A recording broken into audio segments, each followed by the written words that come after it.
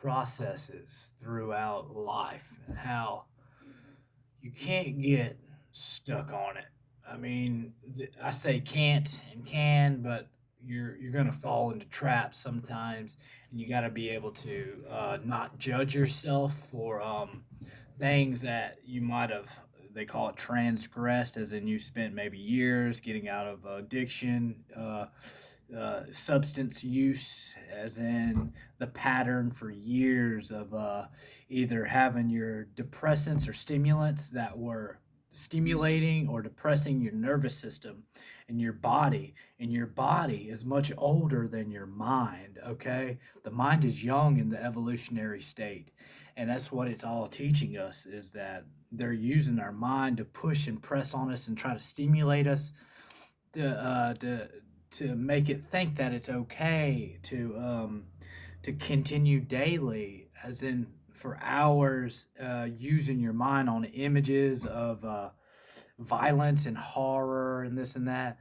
I spent my whole life realizing that, yeah, life is a study of your emptiness, of your separation, of the scared, the fear feeling, trying to scare yourself, and realizing once you mature enough, then you flip flop it and you use all your fears for love and abundance training, peace and love, baby. As in, we're all in this together, as in, the body is much older than the mind in this evolutionary stage.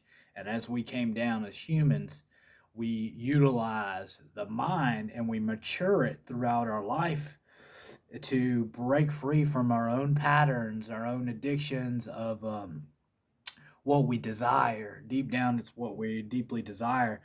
And we quit suffocating the nervous system and then allow it to connect to the world like it should, as in cleared it out. Some people fast for years and spend time doing day fasts, or fast your mind off of certain stimulations and sexuality and all this, and realize, like, you get down to it, you start to real your mind matures and you start to realize what is orgasm. It's you giving out your life force, and as it's telling your body, up, I'm not gonna make it probably in life, so it's time to give out my life force to make new.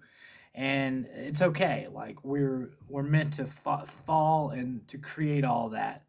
But it gets back to the point, as in, you can be fully high and motivated off of life itself if you utilize your natural powers for much longer and rise the you see the caduceus on the hospitals, the snakes running up the staff, and that's the energy of yin and yang. That's your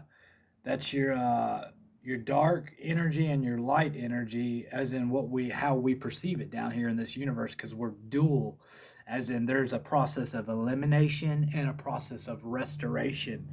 And we're learning how to find those higher dimensions, like monks and all that do, of a greater awarenesses of where the process of elimination becomes the illusion. It's Maya. It's unreal, and more people become celibate, or more people less likely to use the sexual force in the lower natures, only in a natural pure state. When it comes every couple months or couple years, depending on how your vibration and how your perceptions are, what you live for in life. As in, the world has been taught to live for, like, oh, we got to let go of everything now, and kept receiving it, but it gets you weaker and weaker and you grow gray hairs. But there's a way to restore your energy and restore your highness and your power. And you don't got to let go of it all, but you have to perceive what truly is the force of your life, and where do you want to utilize that force before creating any external forces that is going to hold and grow around you, and realize it starts from within. No matter how long you've had addictions towards stimulating your mind through lower or impure sexual misconducts and all that. I was there, since the beginning, since I was young. There was the spirit of lust and always tempting me to do wrong and to drain my powers through the physical dimensions. When I spent many years meditating and finally was strong enough to break free from addictions, from sicknesses, generational cursings and stuff. And trust me, it was like, sometimes I had dreams of being in a coffin, dead, and I had to climb through that. And sometimes I had feelings of presences with me that are death, angels of death around me. I learned to conquer that, and I realized it was all in deep in my subconscious. Is I was that. I am death, and I am life, and you can be life forevermore if you mature the mind and keep the reality of what you want to see, as in not the forms, but the energy that it's going to take to have a purposeful life in these third dimensions, and what you're going to have to sacrifice for time and clear your mind, your body, your nervous system out of all the garbage through fasting, through breath work, exercise, anything that's discipline to your mind, because the mind is the young, the body it's gonna do whatever it wants to do, but it's gonna get older if you keep allowing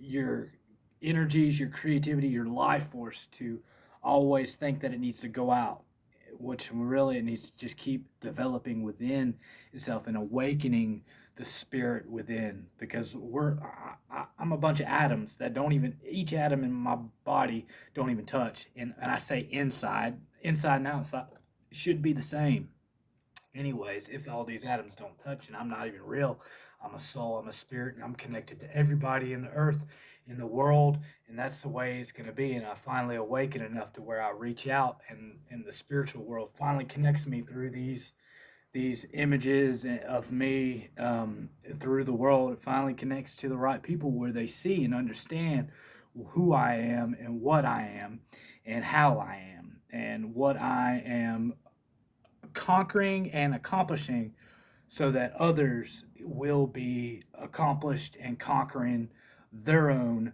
darkness, their illusions, and their become into more restorative light powers that they truly are. So may this reach the beings that are ready and they're mature in their minds and they're disciplined enough and they've developed their bodies again and become more emotional on command, so that they can utilize that body power for greater awarenesses, for greater service of